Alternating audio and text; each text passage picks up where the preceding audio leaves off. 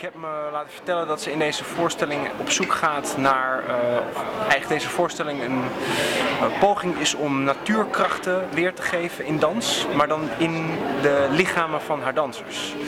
Wat de effecten van een ramp, een natuurramp, een grote emotionele shock teweeg brengt in het lichaam van dansers. Tenminste, of misschien heb ik dat uitgedestilleerd door de verschillende persberichten. Maar dat lijkt me heel erg interessant. Nou ja, dan denk je gelijk aan karikaturen van trillende, schrikkende mensen.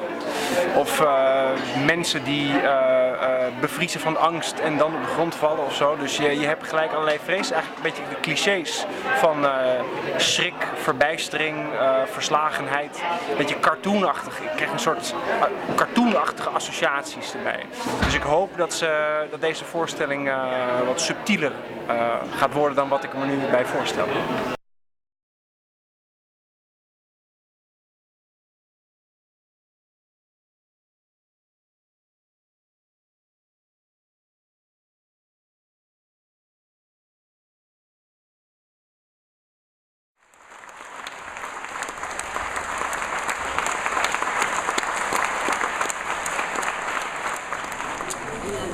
Ja, wat moeten we hiermee? Het is een beetje los zand eigenlijk, hè? Losse, kleine contactimprovisaties. In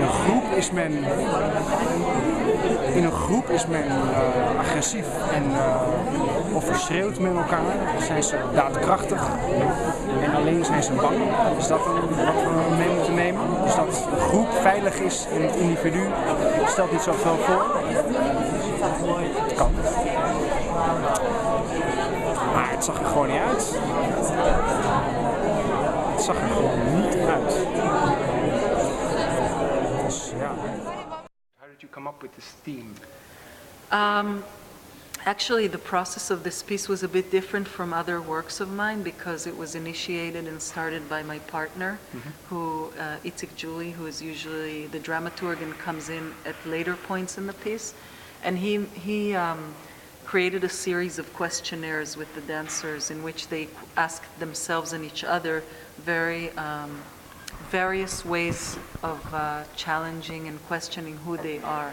And I wasn't part of it, but when I went into the studio, I received the material.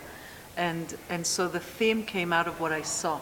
It wasn't so much that I had this idea that I want to deal with disasters or this being on the edge, but I felt this tension as they were expressing these different issues that they were dealing with, and I saw it on a more general level. I mean, I liked keeping this very individualistic approach to their fear, but then I was interested in looking at it on a more general feeling that encompasses all six of them. And definitely I was searching this more animalistic, more primal place that is before the human, before the social, trying to, that was one of the researches that I did when I entered, is trying to find that. And each one of them developed actually through an animal that they were researching. So it was kind of to try to tap into a consciousness that is before the psychology, before, of course there is psychology in it, but trying to be on a more instinctual place. Right. And one of my problems with the piece is that I couldn't relate to what was going on in their heads, or at times it felt quite distant. Was this a concern of yours while you were making the choreography? I mean, my interest is to make people connect, not disconnect. But I think that I was working and am working on a place that I tried to work less with masks and ways of like presenting the feeling and allowing the dancers to be more in a state of mind. Of course that it needs to be communicative, but trying to avoid it to be kind of this presentational way of dealing with emotion, which is something that I in other works of mine I dealt with more, and in this one I felt that I wanted to challenge. I wanted to challenge that place. So, my interest, my hope is that it would communicate, but perhaps something in the multi-layering of it also can be confusing, I think. Is it evolving?